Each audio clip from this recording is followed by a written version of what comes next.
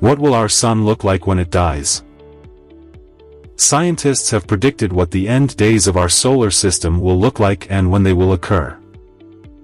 And we won't be here to witness the sun's final curtain call. Welcome to our channel, and we really appreciate it if you subscribe to our channel.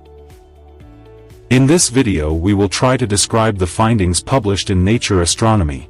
That when will our sun die and what will it look like when it dies? Previously, astronomers predicted that the sun would become a planetary nebula, a bright bubble of gas and cosmic dust, until data revealed that it would have to be a tad more massive. In 2018, an international team of astronomers reversed the equation and discovered that a planetary nebula is indeed the most likely solar corpse. The Sun is approximately 4.6 billion years old, based on the ages of other solar system objects that originated around the same period.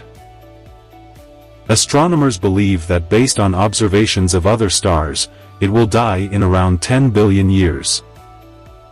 Of course, there will be other things that happen along the way. The Sun will become a red giant in around 5 billion years. The star's core will diminish, but its outer layers will extend out to Mars' orbit, engulfing our planet in the process. If it's still standing. One thing is certain. We will not be alive by that time. In fact, unless we find a way off this rock, humanity has just around 1 billion years left. This is due to the Sun's brightness increasing by around 10% per billion years. That may not seem like much, but the rise in brightness will be the end of life on Earth. Our oceans will evaporate, and the surface will become too hot to produce new water. We'll be about as kaput as it gets. What comes after the red giant has been difficult to predict. Several prior studies have discovered that for a brilliant planetary nebula to emerge, the original star must have been up to twice the mass of the Sun.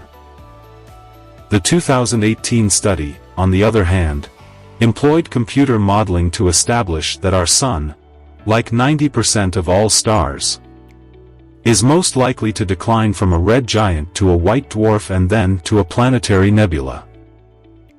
When a star dies, it ejects into space a mass of gas and dust known as its envelope. The envelope can be as large as half the mass of the star. This displays the star's core, which by this stage in its existence is running out of fuel, eventually turning off and dying, explained astrophysicist Albert Zijlstra of the University of Manchester in the United Kingdom, one of the paper's authors. It is only then that the heated core causes the ejected envelope to burn brilliantly for approximately 10,000 years, a brief period in astronomy. This is what allows us to see the planetary nebula.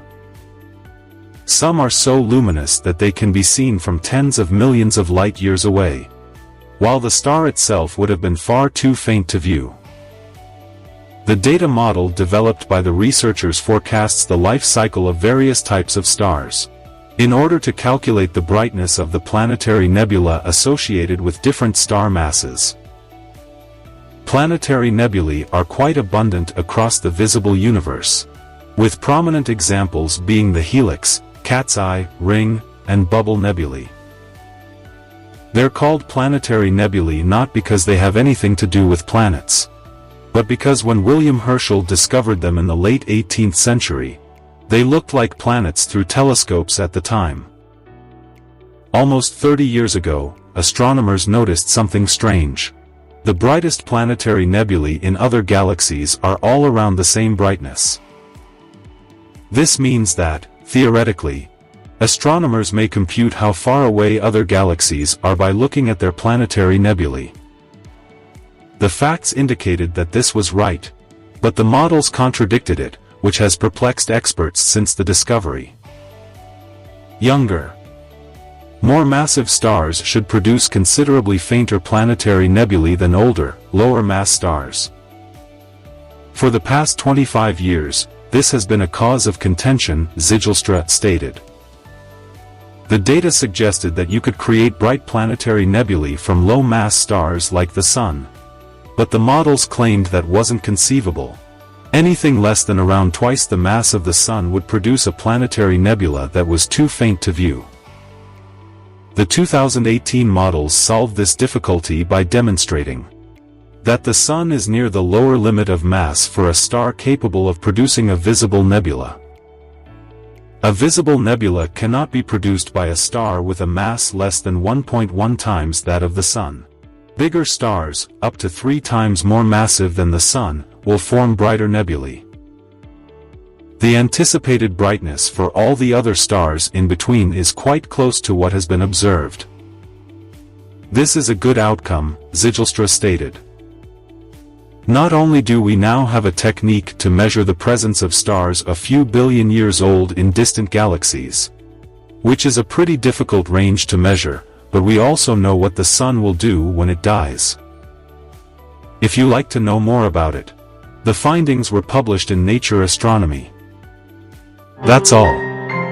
Thanks for watching. Please subscribe our channel. Like and share the videos and don't forget to hit the bell icon.